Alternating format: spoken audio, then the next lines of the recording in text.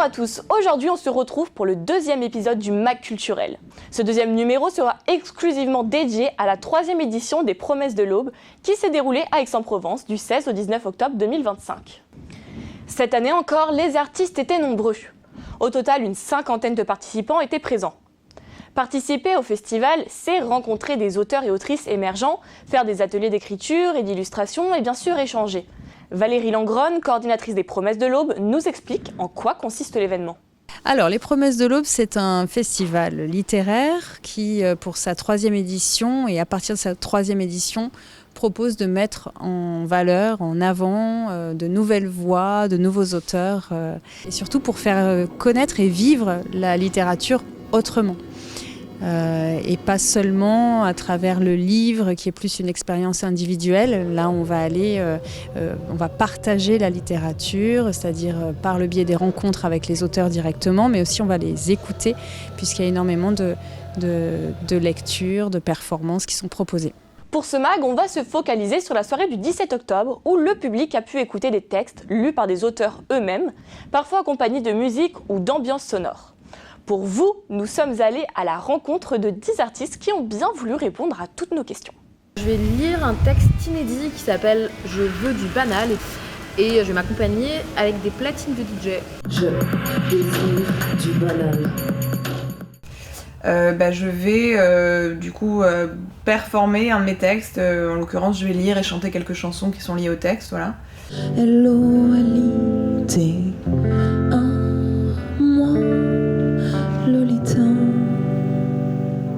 Aujourd'hui, j'ai lu un extrait de mon dernier livre qui s'intitule Les Forces et qui est un roman. Bonjour, je vis dans un appartement qui se trouve dans un immeuble, qui se trouve dans une ville, qui se trouve dans un pays. Alors en gros, ce qu'on va faire, c'est une perf de hard poetry, donc c'est vraiment un mélange de textes, d'ambiance, de live modulaire et de musique hardcore, punk. Voilà, c'est une espèce de gros mélange de toutes ces choses-là et surtout une performance musicale aussi. Lequel des deux amoureux reprendra en premier sa respire? Je vais lire des textes qui viennent de mon recueil qui a été publié l'année dernière, qui s'appelle L'anniversaire de toutes les choses. Il y aura un moment où l'oiseau, ayant pris l'habitude de glisser, tombe. J'ai une partie du recueil que je vais lire, du recueil de Monde à la brûlure, et pour lesquels Stelios a composé différentes énergies musicales. J'irai vomir des tractopelles sur les drapeaux plantés dans le dos de cette ville. Je suis musicienne et c'est deux aspects un peu différenciés de ma pratique, mais voilà, pour ce soir c'était assez facile pour moi parce que j'ai écrit un livre sur Britney Spears. And I must confess I still believe. Tout ce truc-là de hard poetry, moi c'est un espèce de rêve que j'ai depuis un bout de temps, de faire ce truc-là, la hard poetry, sans savoir exactement ce que ça pouvait être, à part que c'était du hardcore et de la poésie. Et grâce à Moher et grâce à notre rencontre, ça peut voir le jour avec Jusqu'à l'aube bétonnée, donc la toute première performance de hard poetry mondiale, on peut le dire, mondiale.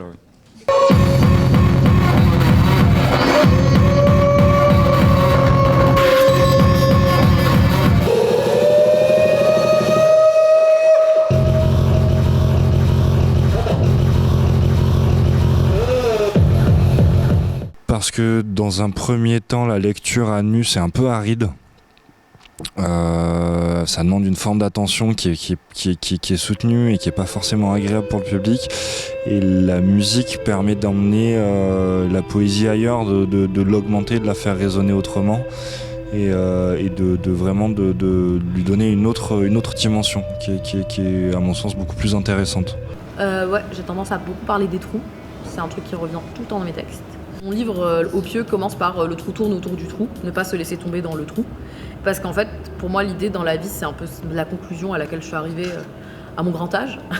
C'est qu'en fait, on a tous et toutes des moments, des espaces, des choses dans notre tête qui pourraient nous laisser écrouler. Mais qu'en fait, je pense que c'est plus efficace de les enjamber. J'écris beaucoup sur ce que c'est qu'être une jeune femme aujourd'hui, dans notre société. Ce que je trouve sur le moment et ce qui me paraît urgent et important d'écrire à ce moment-là par rapport à moi, là où j'en suis.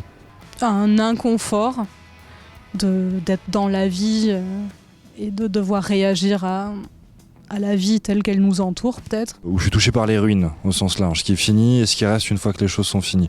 Je peux être très touché par un bâtiment endommagé ou détruit ou simplement vieux, ou après, tout ce qui est de l'ordre juste de la mémoire.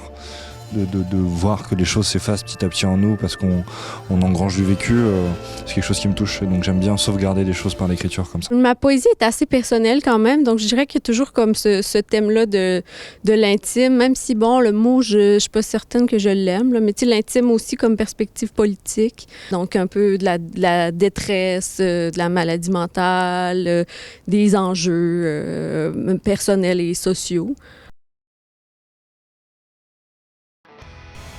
J'écris depuis toute petite. J'ai commencé par écrire des chansons, ensuite écrire de la poésie, ensuite du rap. Non, chansons, ensuite du rap, ensuite de la poésie, pour pouvoir que mes textes soient entendus, parce que je me rendais compte que la poésie que la poésie, très peu de gens en lisent. J'ai commencé à écrire quand j'étais jeune, avec les journaux intimes. Je compose un peu ce que j'appelle des tapis sonores plus que vraiment de la musique. J'ai pas de formation classique, quoi, donc c'est très instinctif. Je prends la guitare et j'écris les chansons comme ça me vient. Quand j'étais tout petit, j'adorais la musique, mais vraiment à un niveau extrême, et je crois que mes parents ont bien vu ça. Je dirais de façon instinctive. Souvent, notamment dans ce projet, c'est des improvisations, et comme j'ai un interlocuteur devant moi, c'est aussi action-réaction, quelque chose qui dit, qui m'inspire. C'est vraiment quelque chose qui se fait un peu comme une partie de ping-pong. Il m'arrive parfois pendant mes lectures de répéter des mots ou des phrases. Je pense que c'est parce que ma voix s'appuie dessus pour réattaquer le texte, le réouvrir en quelque sorte. Je cherchais tout. J'ai cherché tout. J'ai cherché tout. J'ai cherché tout. Je cherchais tout. J'ai commencé par faire ce qu'on appelle de la poésie sonore, poésie-action. Donc je donnais beaucoup de lectures assez travaillées au niveau du rythme. Et aujourd'hui, c'est toujours présent dans mes lectures, alors ça se rapproche par moments de la musique. Cet enchevêtrement complexe forme le mécanisme à partir duquel les humains vivent.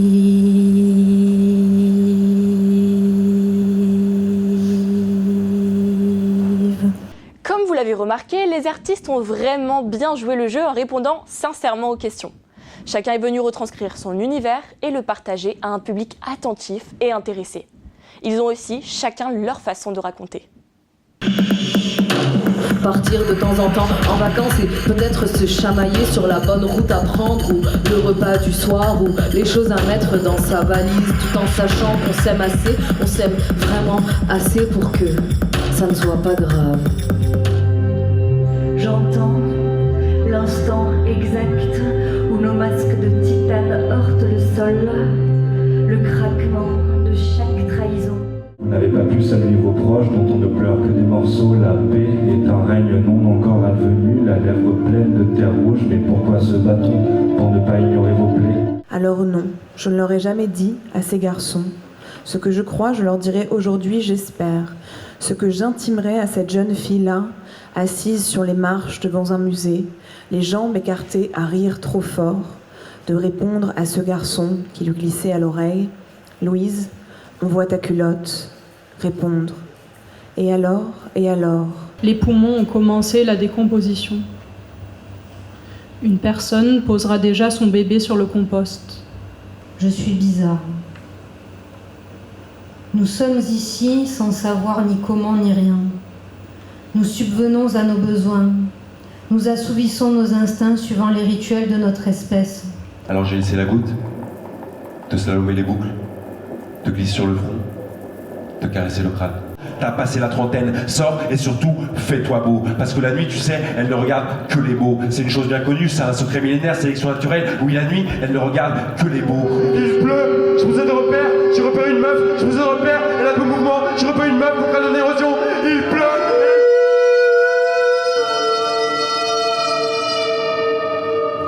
Pourrait t'enterrer n'importe où. Laissez-moi la corde au cou. Ça te drache en hiver. Bouche meurtrière. J'ai sais pas comment dire, la légèreté fait peur. Mais si le jour se pointe de l'autre côté des tours, on pourra se quitter pour que la nuit demeure.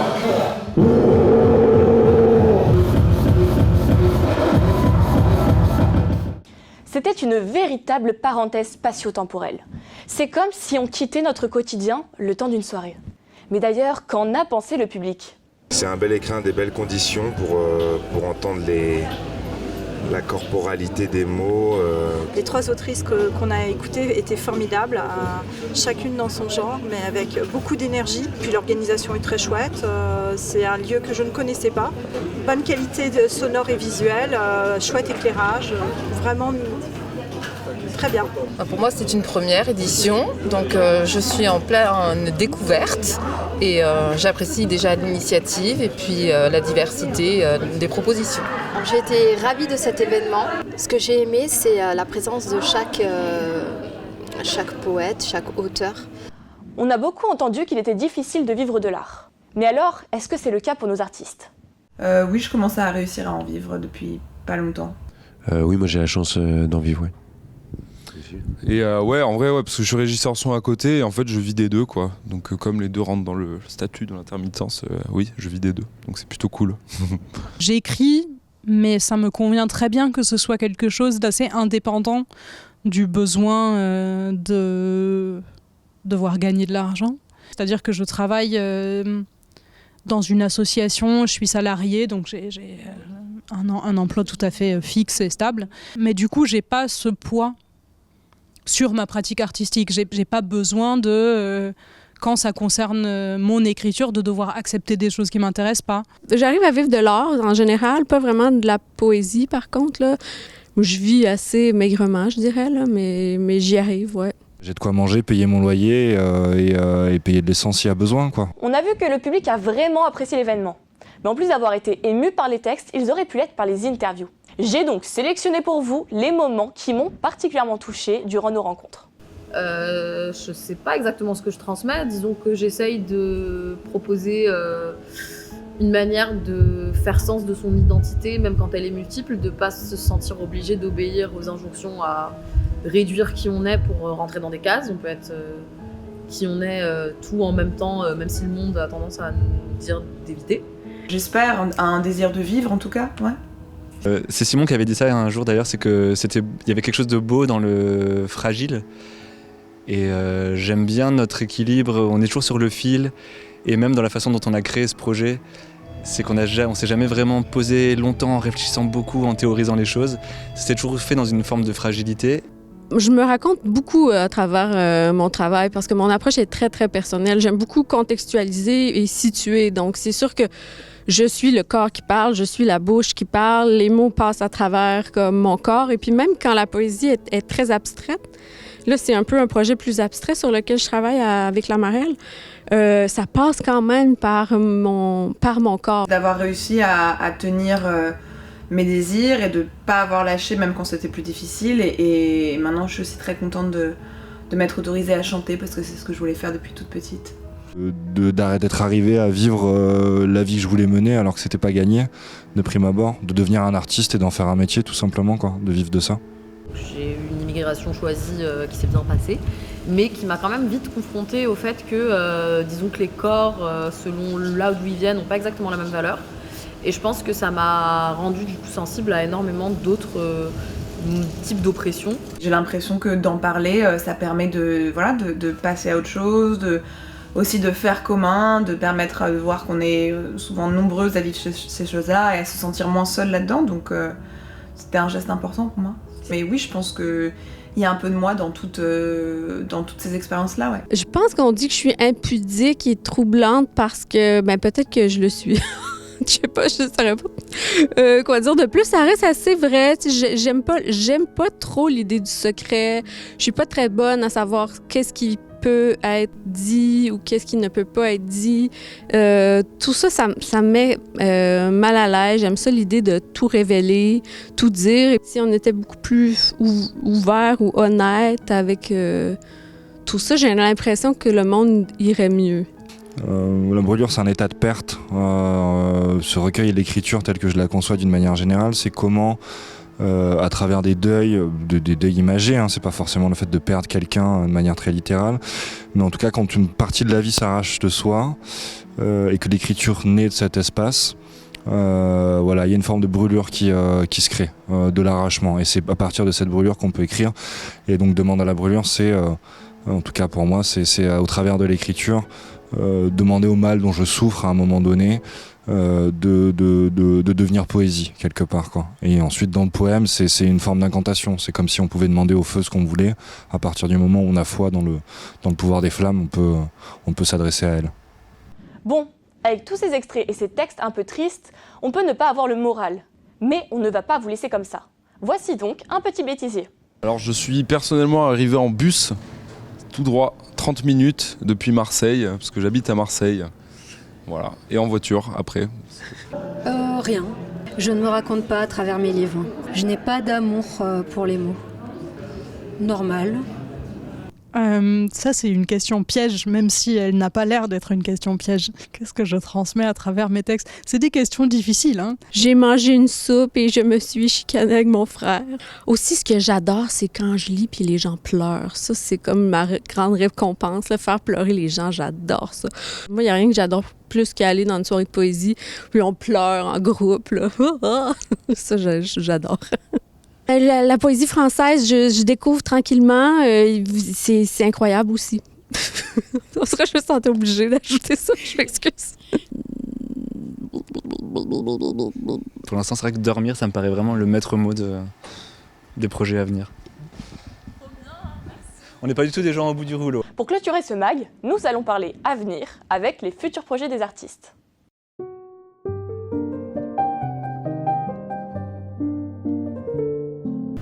En fait, en ce moment, du coup, je travaille beaucoup sur la musique. J'ai un EP qui sort en 2026 et ça m'occupe beaucoup, là, jusqu'à la fin de cette année. Et l'année prochaine, je pars en résidence pas mal, donc j'ai des projets d'écriture de romans et de recueils. Y a mon prochain livre qui sort en septembre 2026, ouais. En ce moment, j'écris un texte qui s'intitule 20 pierres. C'est un texte qui est découpé en 20 mots. Et chaque mot ouvre une partie du livre. Pour nous, l'idée, c'est aussi au fur et à mesure d'enregistrer de plus en plus de morceaux et voir ce qu'on en fait ensuite. Mais ouais, le bordel ne va pas s'arrêter, on espère. Je vais remonter un live full hardcore en machine, je pense. Faire peut-être voir 1h30 de live, 2 heures de live. J'écris pas tous les jours, mais presque quand même. Et j'écris des choses, dont ce que je vais lire ce soir, mais d'autres choses qui ne sont pas du tout encore prêtes pour l'instant. Et à un moment, je vais sentir que ça va devenir un livre ou que ça va s'agréger d'une certaine manière. Pour l'instant, je ne sais pas encore, mais j'écris. Et puis, j'aimerais aussi peut-être en faire un spectacle avec des images, beaucoup d'images trouvées sur le web. Donc, que ça devienne comme une expérience de surstimulation extrême. Là, c'est de faire une petite pause pour moi. Voilà, c'est la fin de ce mag. Si les promesses de l'aube vous ont intéressé, vous pourrez vous y rendre l'année prochaine. En plus, l'événement est gratuit. Merci à tous de nous avoir suivis. On se retrouve pour un prochain numéro. À bientôt.